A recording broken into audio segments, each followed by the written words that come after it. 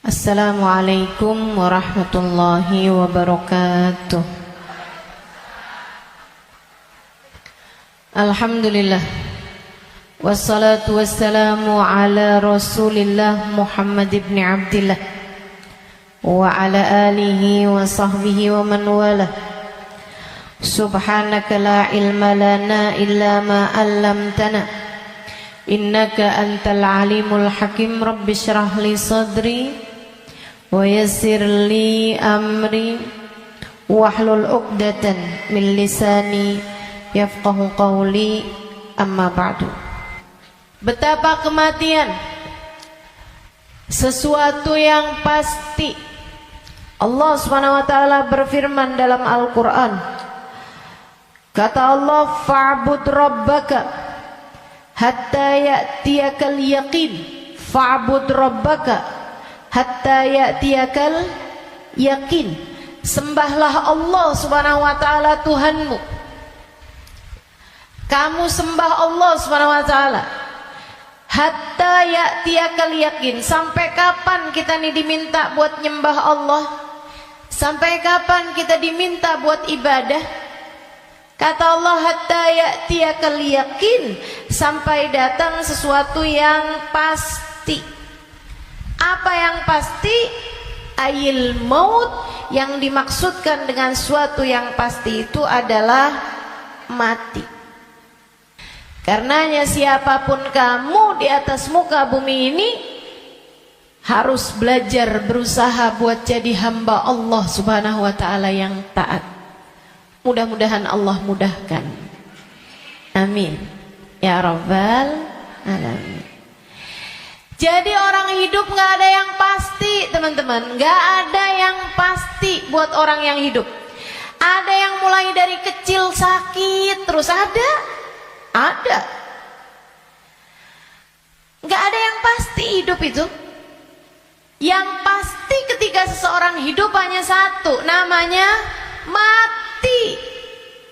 Kalau kamu diberi kehidupan, maka satu waktu nanti kehidupan tersebut akan diambil kembali oleh Allah Subhanahu wa taala. Sebab memang hidup di dunia, begitu kamu diberi kehidupannya, udah pasti kamu akan berjumpa dengan kematian. Enggak ada yang pasti dalam hidup selain mati. Nah, kalau emang yang pasti itu mati, ngapain sisa hidup nggak dipakai buat berbekal menuju sesuatu yang pasti? Ngapain bekalannya untuk sesuatu yang nggak pasti? Misalnya nih, kamu umur tamat SMA, umur 15. Kalau kamu berpikir bahwa saya umur segini berarti udah deket lagi mau nikah, bekalan menuju nikah. Misalnya, apa yang kamu kerjakan? Hidung kurang mancung, mancungin alis kurang nyelirit, kurang bulan sabit,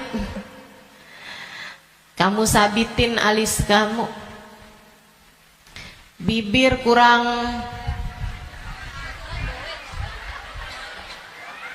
sekarang ini musim orang suka bibir lebar-lebar. Ya udah dah, saya tambahin biar agak turun bibirnya, biar doer bibirnya. Kalau kamu berpikir bahwa kamu akan menuju kepada kematian, kalau kamu berpikir kamu akan menuju kepada pernikahan, kamu kemudian berbekal menuju ke arah sana. Tapi kan sebenarnya nikahnya emang udah pasti? Belum pasti nikahnya. Betul? Orang hidup nggak pasti nikah, teman-teman. Berarti kalau kayak gitu gimana nih caranya nih? Gimana cara kita menjadikan hidup kita bermakna? Takutnya udah siap-siap, tahu-tahu nggak dapet, iya kan? Kalau gitu yang pasti aja, kamu hidup biar bermakna, pastikan hidupmu adalah saatmu berbekal menuju kepada kematian. Saya tuh waktu SD kabarnya pinter. Mungkin ada guru-guru saya di sini. Selamat pagi Bu Guru. Kabarnya dulu pinter waktu saya sekolah. Saudaraku sekalian saya muliakan, tapi saya dulu selalu punya pikiran bahwa bisa jadi umur saya nggak panjang. Walaupun ternyata itu tidak terbukti ya. Sampai dengan sekarang saya masih ada di atas muka bumi ini, udah panjang hidup saya. Dulu itu saya selalu berpikir bahwa bisa saja umur saya nggak panjang. Saya SD, itu saya punya temen sekolah siang, sekolah madrasah, namanya Madrasah Al-Wasliyah. Saya punya temen meninggal dunia. Masih seumuran saya gitu kurang lebih.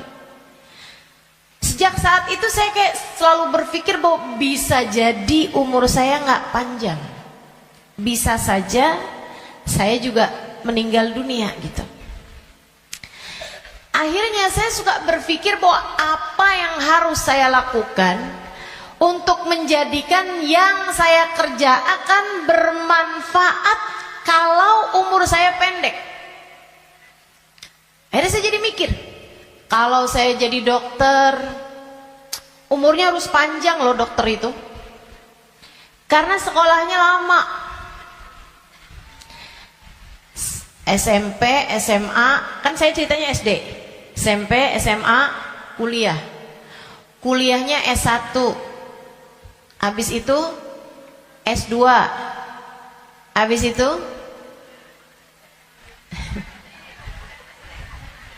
ST katanya. Buat jadi dokter spesialis itu kan mesti banyak sekolahnya. Apalagi kalau mau spesialis yang spesialis lagi gitu. Buat jadi dokter yang bagus. Artinya sekolahnya tuh panjang. Baru bisa jadi dokter yang hebat, dokter yang mumpuni di atas usia 30-an tahun, bahkan mungkin 40-an tahun. Habisnya itu dia praktek mengamalkan ilmunya. Berapa lama? Sampai ketika datang ajal menjemputnya. Manfaatnya ilmunya itu berapa lama? Untuk bisa dipraktekkan bermanfaat buat umat manusia gitu. Sampai dengan berapa lama? Sebentar aja berarti. Kita aja kalau udah dirawat sama dokter yang terlalu tua rada was-was. Betul nggak? Dokternya mau nulis resep, ambil kacamata dulu gitu kan. Terus nulisnya agak tangannya gemeteran. Takut kita. Ini kalau misalnya dia ngelihatnya salah-salah gitu kan. Atau dia mau nyuntik tangannya udah gemeteran. Waduh udah kayaknya rada gimana gitu. Tapi kita sama dokter muda juga kita ragu-ragu. Betul gak? Coba tuh. Betapa ternyata mau jadi dokter aja itu umurnya cuman dari sekitar 40 sampai ke 50 atau 60 tahun dah gitu. Cuman segitu doang. Sisanya udah enggak tuh. Udah enggak maksimal. Saudaraku sekalian saya muliakan, saya jadi mikir gitu. Wah, kalau gitu enggak usah jadi dokter deh. Takutnya umur-umur 30-an tahun saya meninggal, saya enggak bekalan apa-apa nih. Apa ilmu, apa hal yang bisa membuat saya bisa nggak nyesel kalau saya mati muda? Itu yang saya pikirkan lagi zaman saya SD. Hingga akhirnya saya memutuskan untuk saya akan belajar di pondok pesantren.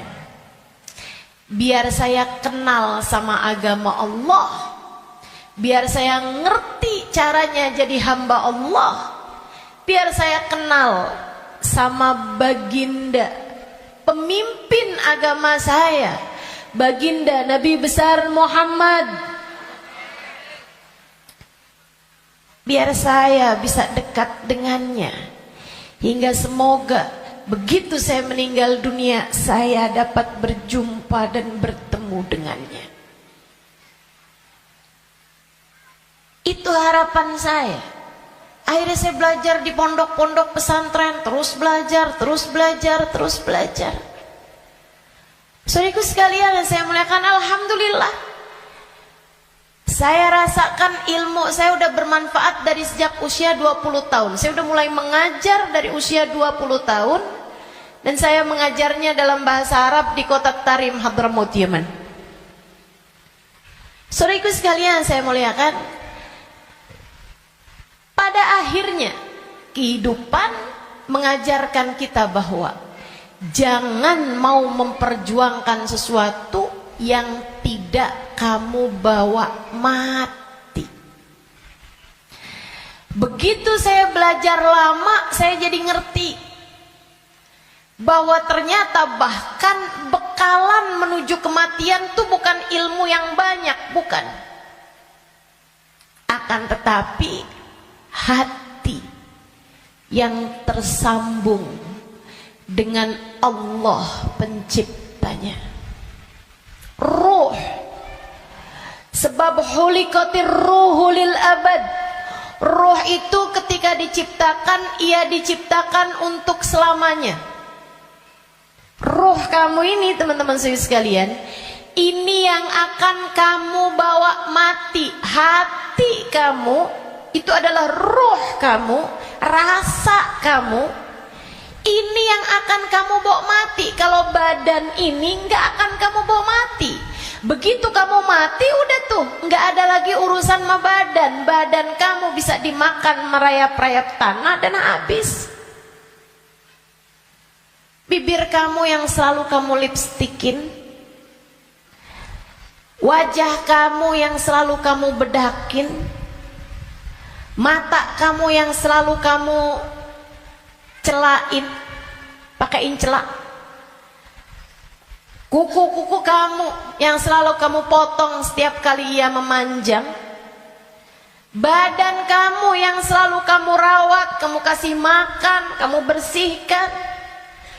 Ini hanya akan menjadi makanan santapan rayap-rayap tanah. Ulat-ulat tanah nanti akan masuk ke lubang-lubang hidungmu. Ia akan masuk dalam seluruh anggota tubuhmu dan kamu habis. Makanya katanya Sayyidina Ali bin Abi Thalib, siapa yang kerjanya buat badannya, siapa yang hidupnya hanya mementingkan urusan tubuhnya, silakan cari pahalanya kepada rayap-rayap tanah. Silakan minta balasannya kepada rayap-rayap tanah. Ulat-ulat tanah, mereka yang senang banget, wih, mulus. Badannya bagus. Enak banget nih kita makannya, katanya gitu. Saudariku sekalian yang saya muliakan, bukan untuk itu kamu diciptakan, bukan untuk itu kamu diciptakan. Yang aslinya dari diri kamu adalah ruhmu, yang sejatinya pada dirimu tidak akan terpisahkan adalah hatimu. Ala inna fil jasadi mudghah, idza salahat salahal jasad kullah, wa idza fasadat fasadal jasad kullah. Ketahuilah di dalam tubuh manusia terdapat segumpal darah, disebut hati. Jika bagus, bagus semuanya, jika rusak, rusak semuanya. Ketahuilah segumpal darah tersebut adalah hati. Disitulah ruh ditiupkan. Disitulah ruh sejatinya berada, meskipun mengalir sampai ke seluruh tubuh kita. Ruh itu dihembuskan saat janin, badanmu itu berusia 4 bulan dalam rahim ibu kamu, ditiupkan lewat ubun-ubun. Makanya Bu, ketika Allah menciptakan batok kepala kita, itu semuanya udah full kecuali ada satu lubang kecil di ubun-ubun.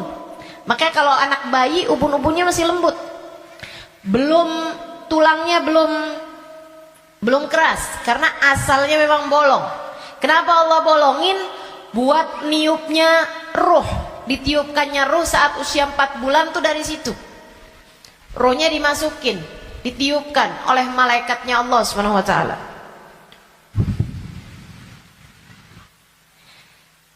Pusatnya ditaruh di jantung atau di hati, pusatnya tuh ditaruh di hati, menyebar ruh tersebut sampai ke ujung-ujung jari. Itu ruh. Kalau datang kematian, dicabut lagi dari ubun-ubun. Malaikat pencabut nyawa sama halnya dengan malaikat peniup ruh, itu memulai pekerjaannya dari ubun-ubun. Ini nyabut nyawanya juga dari sini. Dicabut dari atas kan, yang duluan hilang yang kaki. Makanya orang kalau mati tuh kakinya duluan yang dingin. Yang lain masih hangat tapi kaki udah dingin, itu berarti sudah memulai proses pencabutan nyawa. Sama kayak ada prosesnya bayi ketika keluar, makanya ada istilah pembukaan 1, bukaan 2, bukaan 3 tuh. Sama halnya juga dengan peniupan ruh. Ruh juga begitu. Ketika ditiupkan dan ketika dicabut itu juga seperti itu. Ada masa-masa berhentinya, namanya sakarat. Namanya sekarat. Ala inna lil mauti sakarat, kata Nabi Muhammad sallallahu alaihi wasallam. Ketahuilah, kematian ada sekaratnya. Kematian ada hentakan-hentakannya, enggak sekaligus. Kematian ada tahapan-tahapannya.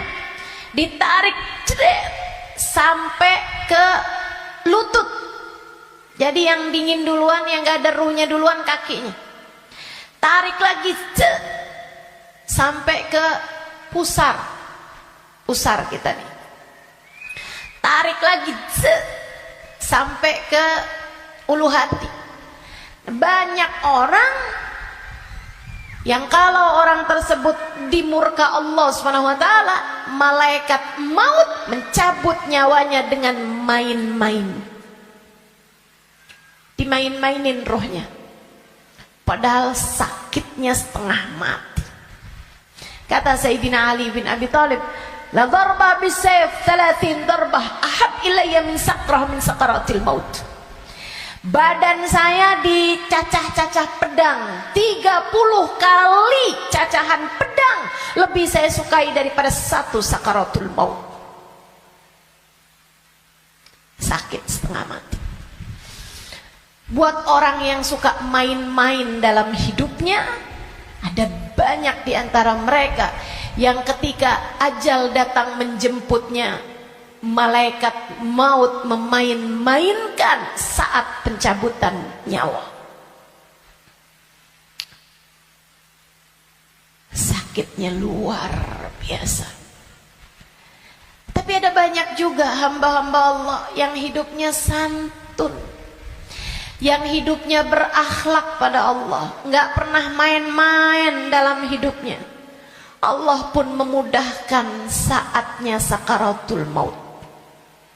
Kayak doa orang-orang tua kita, Allahumma hawwin alaina fi sakaratil maut wan najata minan nar. Ya Allah, ringankan saatnya sakaratul maut. Dia nggak bilang, ya Allah jangan ada sakaratnya dong buat kematian saya. Nggak bisa gitu. Atau ya Allah jangan kasih saya sakit saat sakaratul maut. Nggak bisa gitu juga. Karena memang sakaratul maut itu sakit. Memang pasti sakit. Jadi yang diminta adalah Allahumma khaffif alaina fi sakaratul maut. Ya Allah, ringankan sakitnya sakaratul maut. Apa yang bisa meringankan? Maksudnya ringannya tuh gara-gara apa?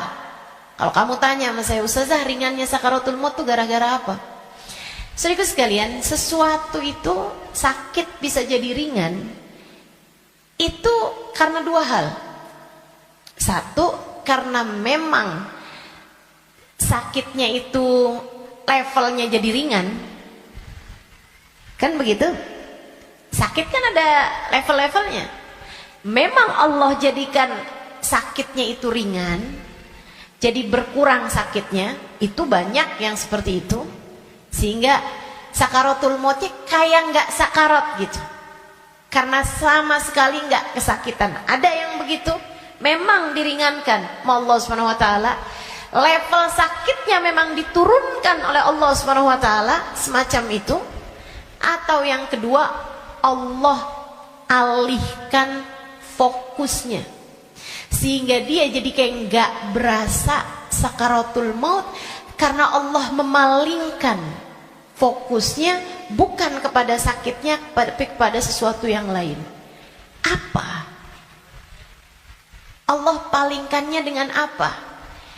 Yang paling indahnya, yang paling enaknya adalah dengan dihadirkannya baginda Nabi besar Muhammad sallallahu alaihi wasallam di saat sakaratul maut tersebut. Sakit, tapi enggak jadi terasa sakitnya sebab ia bisa lihat Nabi Muhammad. Sebab dihadirkan Nabi Muhammad untuknya. Sakit, tapi ya nggak terasa. Gimana coba? Gimana sakitnya mau terasa kalau kamu bisa ketemu Nabi Muhammad? Nabi Muhammad misalnya berkata kepadamu, selamat datang wahai umatku. Ya udah nggak ada lagi rasa sakitnya, teman-teman. Udah jadi indah semuanya. Banyak yang begitu juga. Kekasih berjumpa dengan kekasihnya di saat sakaratul maut. Banyak. Kita ustazah gak tahu deh. Minta aja, doa aja, walaupun gak pantas, biar gak nyesel. Betul gak? Betul gak? Mau doa tapi rasanya kayak gak pantas gitu ustazah. Orang kayak saya kematiannya dijemput sama Nabi Muhammad, emang gak pantas. Yang kayak kamu ngomongin orang, yang kayak kamu kalau sholat berantakan, betul? Ngarepin kematiannya dijemput sama Nabi Muhammad, siapa kamu? Betul gak? Sama. Saya juga berpikir hal yang sama denganmu. Siapa saya? Sampai saya berharap kematian saya dijemput sama Nabi Muhammad. Tidak ada di antara kita yang pantas. Gak ada di antara kita yang layak. Gak ada. Gak ada. Tidak saya, tidak kamu, sama. Tapi kita tetap berdoa, kita tetap meminta kepada Allah Subhanahu wa taala. Kali-kali aja doa kita diijabah. Ya, siapa tahu ya kan? Siapa tahu. Soalnya takut kalau nggak minta nyesel. Sebab Nabi Muhammad itu dermawan. Sebab Nabi Muhammad itu dermawan.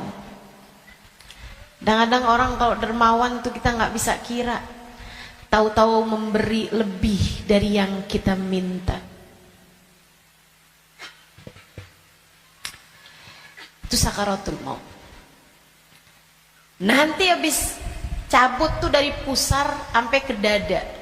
Dada, hati, itu teman-teman pusatnya. Allati tattali'u alal afidah. Sampai ketika roh tersebut nyampe di afidah, nyampe di dada, tempatnya hati kita itu, pusatnya. Makanya orang kalau ngerasa sakit hati pasti pegang dadanya gitu. Nggak ada yang pegang kepala, sakit hati saya, nggak ada. Apalagi pegang kaki, sakit hati saya, nggak ada. Pasti bilang sakit hati saya gitu. Yang dipegang dada, karena memang tempatnya ruh, pusatnya itu adanya di situ, hati kita. Itu sakaratul maut paling sakitnya tuh di situ, karena sumbernya tuh di situ. Baru kemudian dicabut lagi sampai ke ghargharah, sampai ke leher. Kau udah nyampe di ghargharah, hakikat kamu akan ditampakkan. Saat itulah kamu dibukakan langit, bisa lihat tempat balik kamu tuh surga atau neraka. Dan itu bisa terjadi tahun depan. Dan itu bisa terjadi bulan depan. Untukmu atau untukku. Itu bisa jadi di waktu yang masih sisa panjang. Bisa jadi juga sudah tinggal sedikit lagi waktumu untuk merasakan apa yang disebut dengan sakaratul maut ini. Semuanya pasti ngalamin. Semuanya nggak ada yang bisa lari. Saat ghargharah, saat nyawa udah sampai di tenggorokan, dibukakan pintu demi pintu, kata Nabi Muhammad. Ketika Nabi bercerita kepada Sayyidah Aisyah, ya Aisyah, man ahabba liqa Allah, ahabballahu liqa'ah. Wa man kariha liqa Allah, karihallahu liqa'ah. Wahai Aisyah, siapa yang senang saat perjumpaannya dengan Allah, Allah pun senang berjumpa dengan dia. Siapa yang benci berjumpa dengan Allah, Allah pun benci berjumpa dengan dia. Ya Rasulullah, walakinnana nakrahul maut. Bukannya semuanya takut memati, Rasul? Takut kan gak seneng? Bukankah kita semuanya takut mati, Rasul? Kalau takut mati kan artinya kita gak seneng. Kalau kita gak seneng, Allah gak seneng juga dong ketemu kita.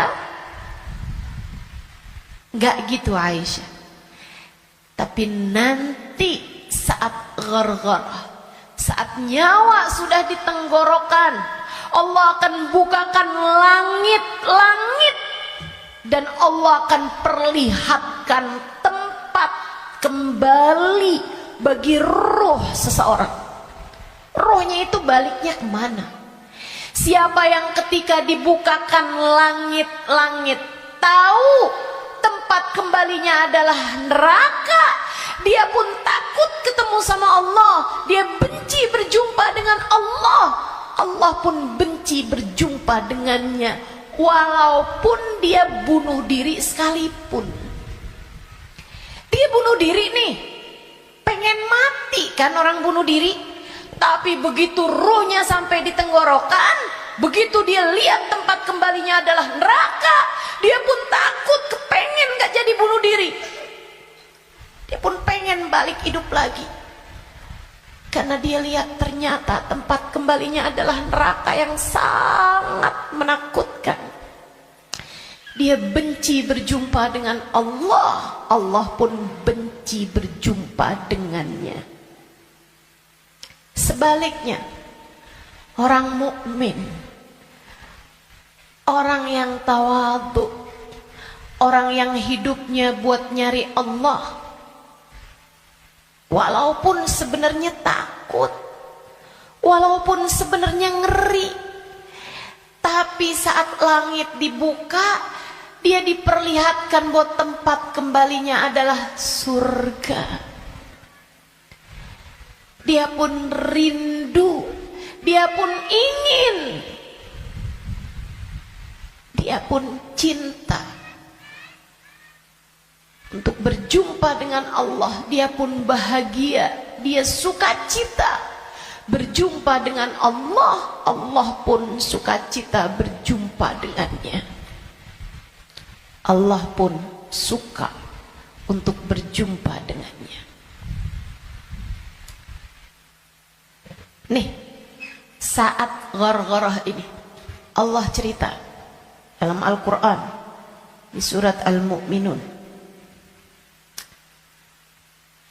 hatta idza jaa ahadahumul maut qala rabbirji'un la'alli a'malu salihan fima taraktu kalla innaha kalimatun huwa qailuha wa min waraihim barzakhun ila yaumi yub'atsun. Shadaqallahul azim. Kata Allah, sampai ketika kematian datang kepada kalian, ketika ruh sampai di tenggorokan, dia akan berkata, Rabbirji'un, balikin saya lagi ya Allah, balikin saya lagi ya Allah. Setahun, biarkan saya tinggal lagi di dunia setahun ya Allah. Nggak boleh sebulan ya Allah, nggak boleh seminggu ya Allah. Minggu depan deh ya Allah, matinya minggu depan aja. Gak boleh minggu depan, sehari ya Allah. Besok mati gak apa-apa, jangan sekarang.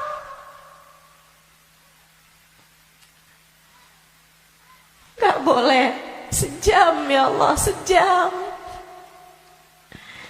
Sejam lagi matinya ya Allah, balikin lagi ya Allah. Rabbirji'un la'alli a'malu salihan fima taraktu. Saya akan segera bagi-bagi harta saya buat sedekah.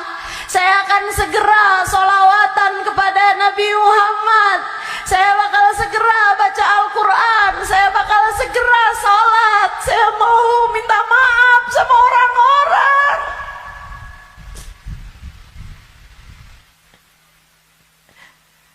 Saya mau minta maaf sama orang-orang. Sisakan untuk waktu walaupun 1 jam. La'alli a'malu salihan fima taraktu. Aku akan mengerjakan kebaikan yang selama ini saya tinggalkan.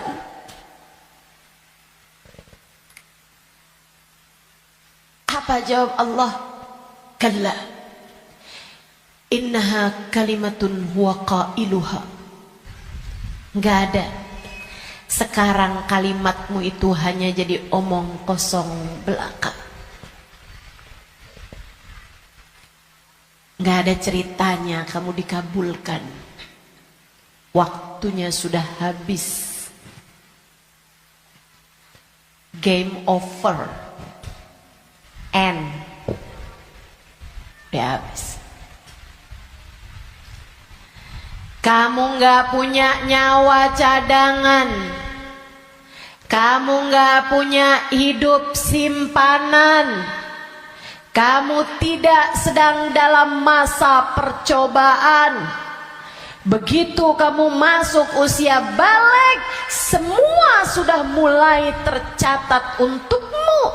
Tak ada lagi waktu untuk kembali.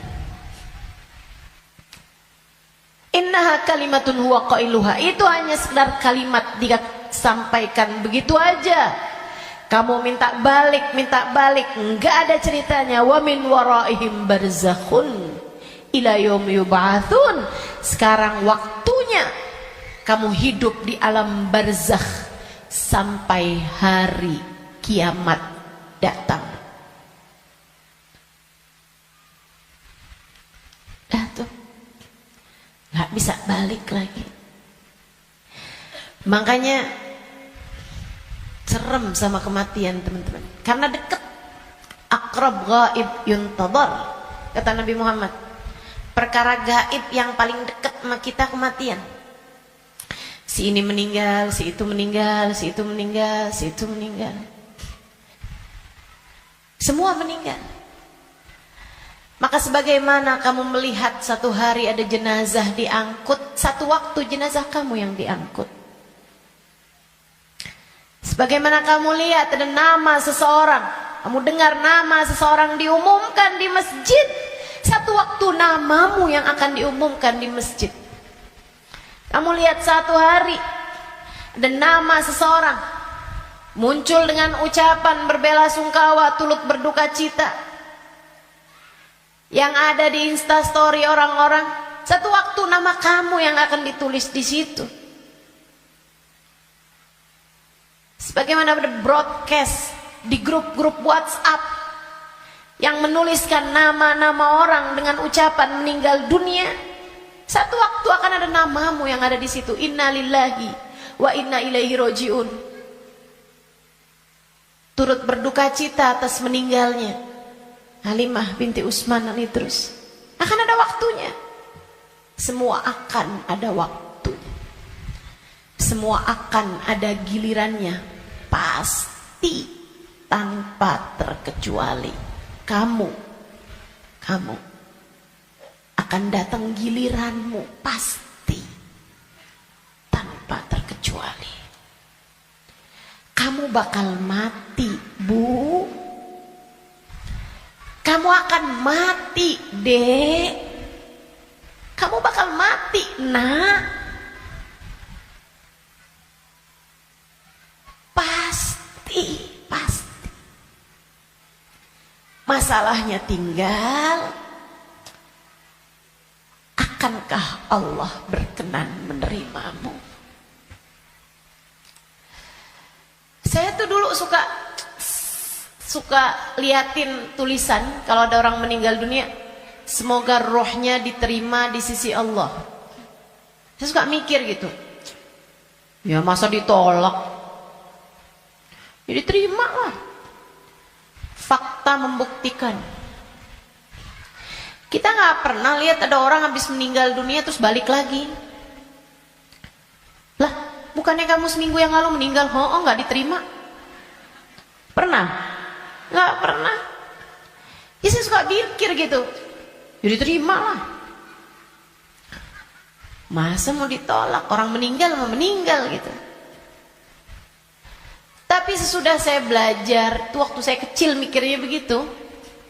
Sesudah saya belajar di pondok pesantren, belajar terus.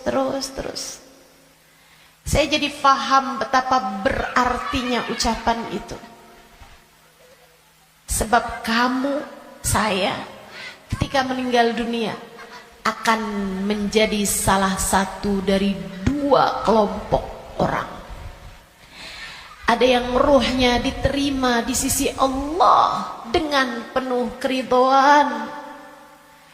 Ada yang ruhnya diusir dari rahmatnya Allah, sebab Allah murka kepadanya.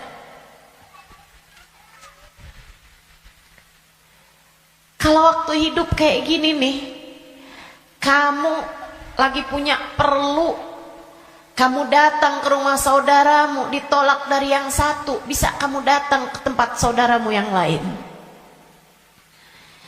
Anak kamu harus masuk rumah sakit, harus segera dioperasi, misalnya gitu. Harus ada DP yang harus kamu bayar, atau ada keperluan apapun misalnya.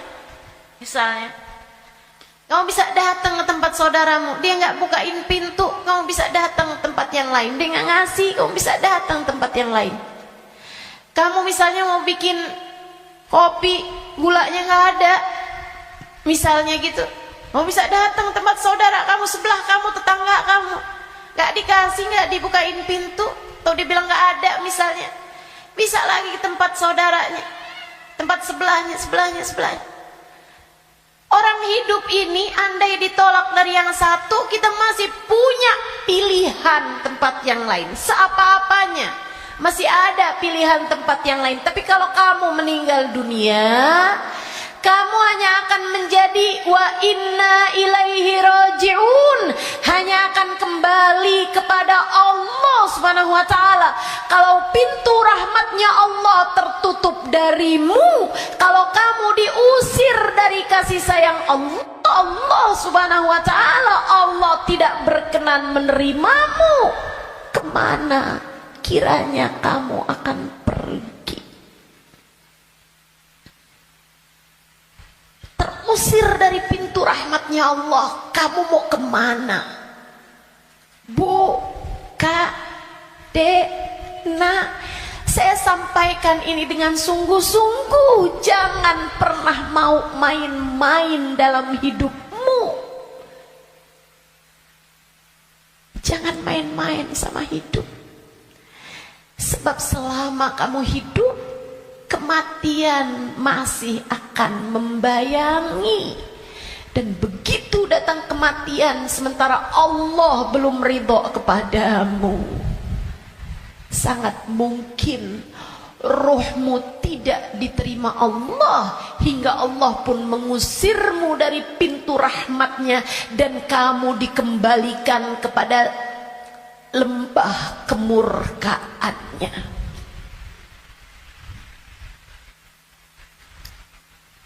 Dimurka Allah Subhanahu wa taala. Dimurka Allah Subhanahu wa taala. Enggak enak. Kita tuh dibenci sama suami kita aja rasanya enggak enak. Kita dibenci sama saudara kita aja setengah mati, enggak enak rasanya. Bukan begitu? Bayangkan kalau kamu datang ke rumah Allah, kamu datang kepada Allah, sementara Allah mengusirmu dan tidak ridho kepadamu serta benci kepadamu, dan kamu gak bisa balik lagi ke atas muka bumi ini, kayak apa rasanya? Dalam keabadian kamu dimurka, dalam keabadian kamu dibenci,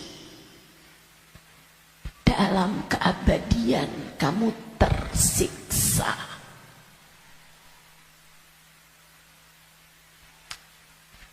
Nggak akan sabar, nggak akan sabar. Makanya sekarang nih di dunia kamu masih bisa sabar. Kalau lagi nggak enak sabar aja. Malam-malam ngantuk mau tahajud, yang sabar.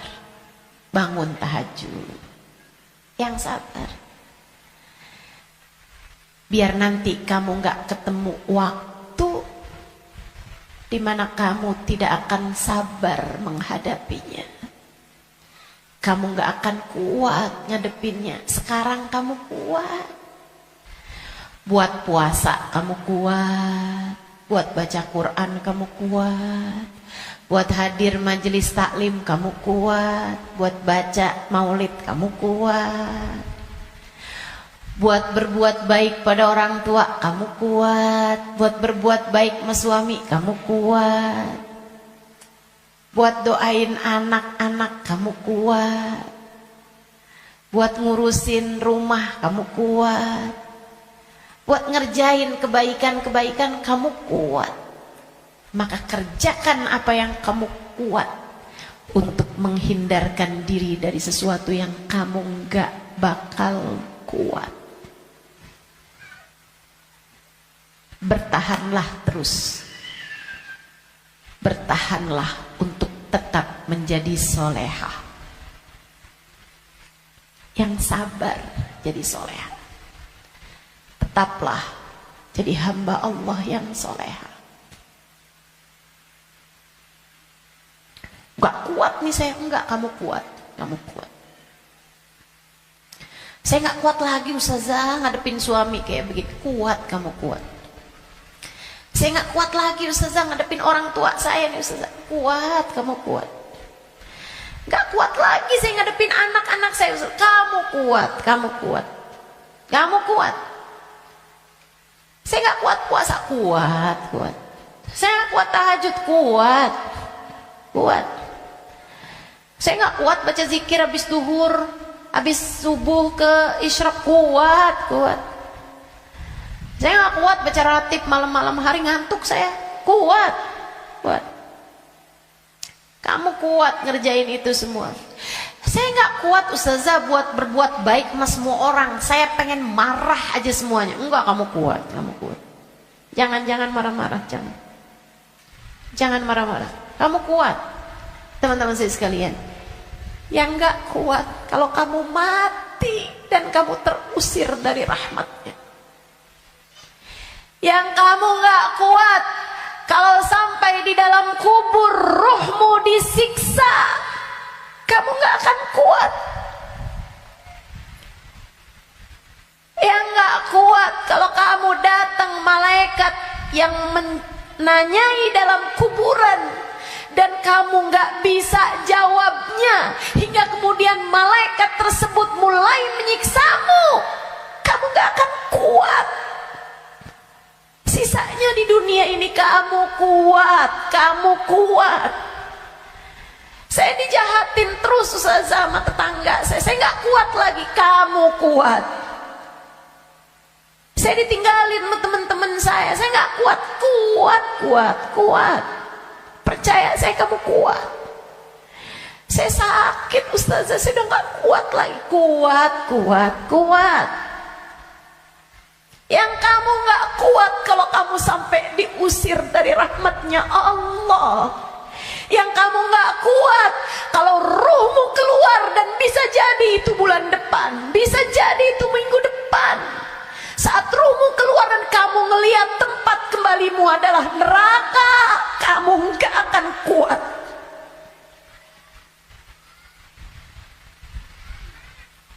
Gak akan kuat. Saat kamu berkata, Rabbirji'un la'alli a'malu salihan fima taraktu. Ya Allah, balikin saya ke dunia ya Allah. Balikin saya, kasih saya hidup lagi ya Allah. Itu yang kamu gak akan kuat. Sekarang di dunia semuanya kamu kuat jalaninnya. Kuat. Kamu mampu, kamu bisa bertahan untuk tetap menjadi solehah. Percaya saya. Saya sangat miskin ustazah, saya udah gak kuat lagi hidup di dunia ini. Kamu kuat. Saya ambil utang aja ustazah, dipinjol, saya udah gak kuat lagi. Kamu kuat, jangan utang. Jangan ambil utangan. Apalagi pakai riba. Lebih kamu nanti tambah rusak jalannya, tambah salah hidup kamu. Kamu kuat menjalani kehidupan di atas muka bumi ini, teman-teman. Yang kamu gak kuat kalau sampai mati Allah murka padamu, kamu gak akan kuat. Maka yuk berbekal. Dengan apa berbekalnya? Satu, hidup yang benar. Tetaplah istiqomah. Sholat jangan ditinggal, ibadah jangan ditinggal. Apa yang kamu bisa kerjain. Sedekah biar kata sedikit jangan ditinggal. Saya orang miskin ustazah, saya nggak bisa sedekah banyak-banyak. Tapi kamu masak, banyakin kuahnya kata Nabi. Bagiin tetangga, kasihin tetangga kamu pas kamu lagi masak. Saya nggak bisa sedekah ustazah, tapi kamu masak nasi, pakai sambal, iya. Apa? Tempe goreng, banyakin, sisain dikit buat tetangga kamu, kasih buat orang yang susah juga yang ada di sekitarmu.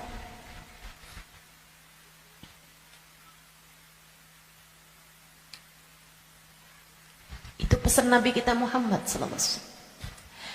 Berbuat baik.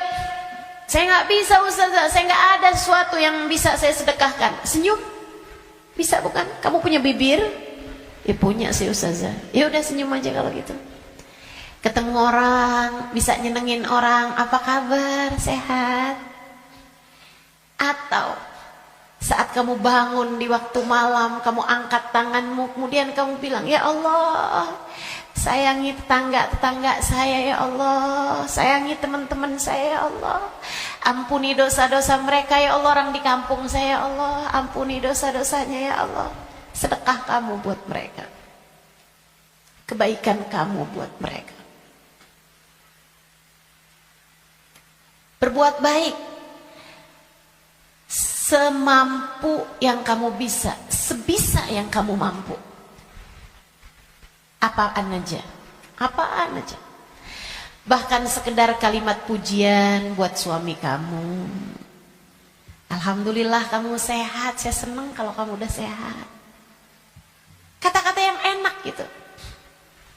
Jangan sakit lagi ya, saya kesian kalau lihat kamu sakit. Saya sayang sama kamu. Kalimat yang enak. Ganti deh, ganti kalimat-kalimat yang gak enak. Udah sehat kan, berarti bisa kerja lagi kan. Susah kalau kamu sakit nih. Terus kita mau makan apa kalau kamu sakit terus-terusan? Gak enak banget sih kalimatnya.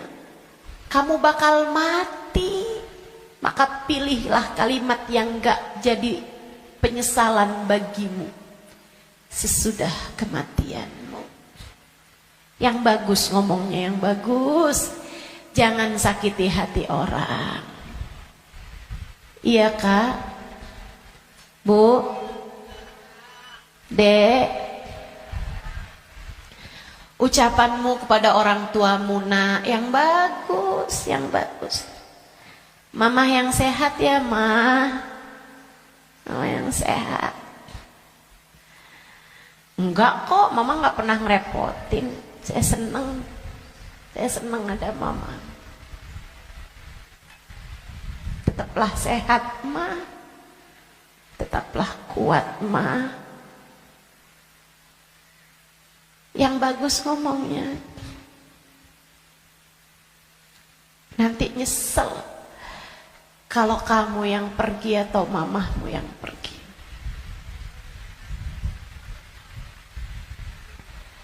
Kepada abahmu, ayahmu, gitu juga. Ngomong yang bagus-bagus aja. Biar nggak tambah banyak penyesalanmu ketika datang ajal menjemputmu. Apapun dari kebaikan yang bisa kamu lakukan, lakukanlah.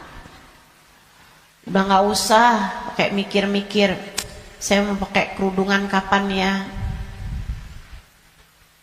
Nggak usah. Sekarang orang senegeri udah pakai kerudungan semua kok. Selagi kamu perempuan ya pakai penutup aurat. Saya nggak tahan Ustazah, saya nggak kuat pakai jilbab. Ah kuat kok. Semua kuat. Bismillah. Bismillah. Lakukan kebaikan, jangan tinggalkan. Sebab seperti mana kamu hidup, seperti itulah kamu akan mati. Jika kebaikan yang kamu lakukan dalam hidupmu, kamu hanya akan berjumpa dengan kebaikan-kebaikan sesudah kematianmu. Kebaikan kamu lakukan karena Allah, Allah akan membalasmu dengan kebaikan-kebaikan dari sisinya.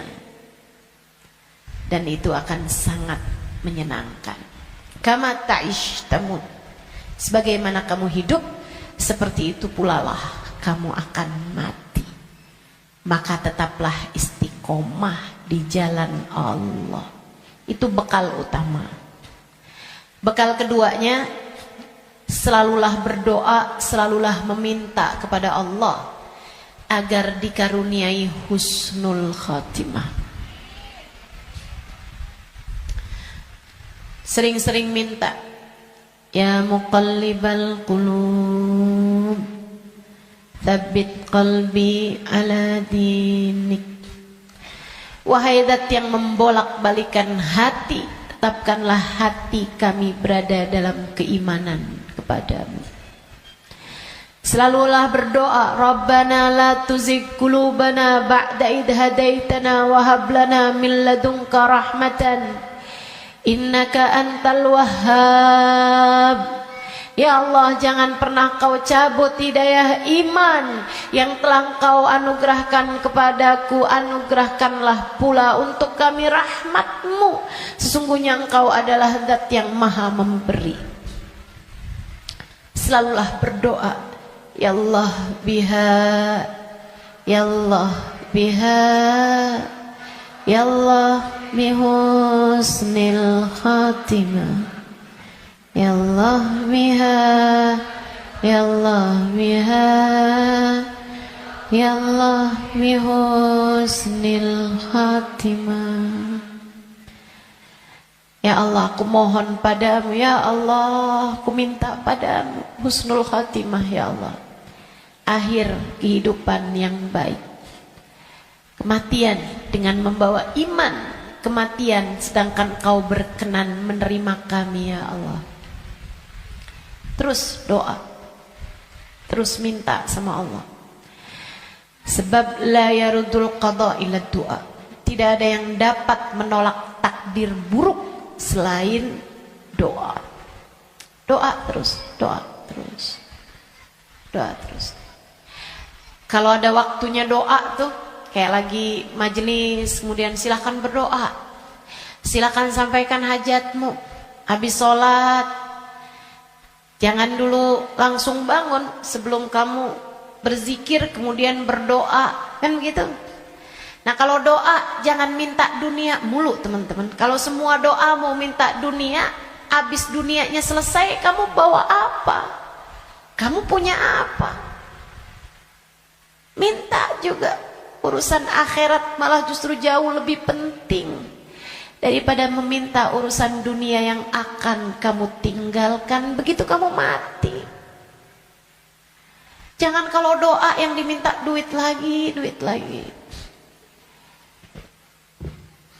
Jangan kalau doa yang diminta jodoh lagi, jodoh lagi. Atau biar hati suami nggak berpaling, itu aja yang kamu minta. Biar suami nggak poligami, ustazah, itu terus doa saya ustazah. Bukan hanya itu yang kamu perlukan teman-teman. Doa urusan dunia tuh kalau bisa sekedarnya aja. Karena hidup di dunia ini qalil, sedikit, katanya Imamul Haddad, tabalagh bil qalili minal qalili.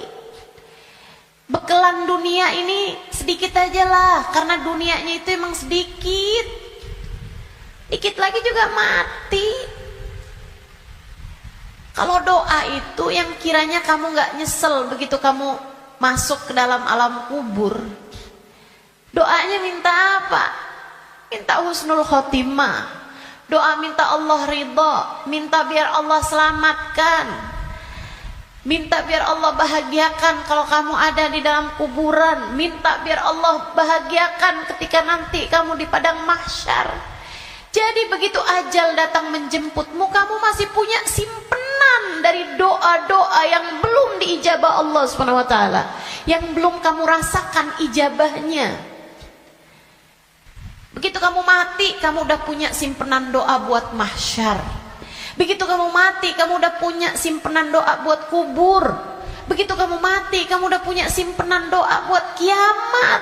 Begitu kamu mati, saat di padang mahsyar dibangkitkan, kamu udah punya simpenan doanya, tinggal tunggu ijabahnya. Nah kalau doanya belum pernah kamu doain, gimana mau ngarepin ijabahnya? Nah kamu gak pernah minta, ya Allah kubur saya, ya Allah saya sekarang maunya kubur saya biar seneng, ya Allah. Ternyata kok gak seneng, kata Allah, nah kamu gak pernah minta. Di dunia yang sering mintanya, biar nanti kamu dapat ijabahnya. Di dunia yang sering minta, ya Allah, jadikan kami ada dalam rombongan Nabi Muhammad. Jadikan kami ada dalam rombongan umat Nabi Muhammad, ya Allah. Jangan cuma di majelis maulid aja doanya. Saat tahajud tuh kamu doa, minta minta ya Allah, nanti di akhirat ya Allah, jadikan saya ada dalam rombongan Nabi Muhammad. Biar nanti begitu kamu mati, kamu udah punya simpenan doanya, tinggal nunggu ijabahnya. Kata Allah, ud'uni astajib lakum, mintalah, niscaya akan aku beri.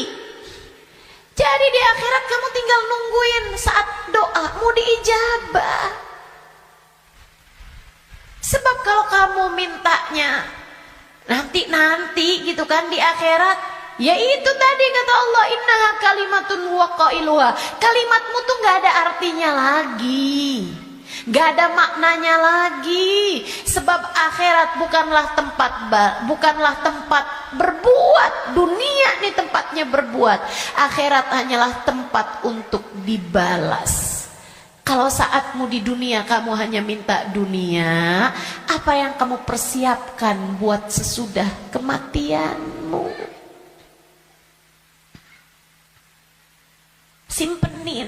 Simpenin doa-doa yang banyak buat akhirat, karena akhirat itu jauh lebih panjang, jauh lebih penting, jauh lebih berarti, jauh lebih bermakna. Dunia ini hanya sebentar, teman-teman. Jangan sampai nyesal. Jangan sampai nyesal. Doa. Doa tidak pernah hanya sekedar. Itu adalah semua yang kamu perlukan. Kita semua perlu doa. Semua perlu doa. Makanya banyak-banyak doa. Minta sama Allah agar kehidupan kamu sesudah kematian menjadi kehidupan yang menyenangkan. Amin ya Rabbal. Satu tadi istiqomah taat, bekal menuju kematian ya. Yang kedua tadi apa? Doa. Yang ketiga, teman-teman saudaraku sekalian, bekal menuju kematian itu ampunan dari Allah Subhanahu wa taala. Itu bisa kamu dapat dengan memohon ampunan, beristighfar dan bertaubat, meninggalkan dosa-dosa. Kamu mau berbekal menuju kematianmu, tinggalin dosa. Tinggalin dosa. Tinggalin dosa. Udah deh, ucapkan selamat tinggal buat dosa-dosa. Adik-adik yang sudah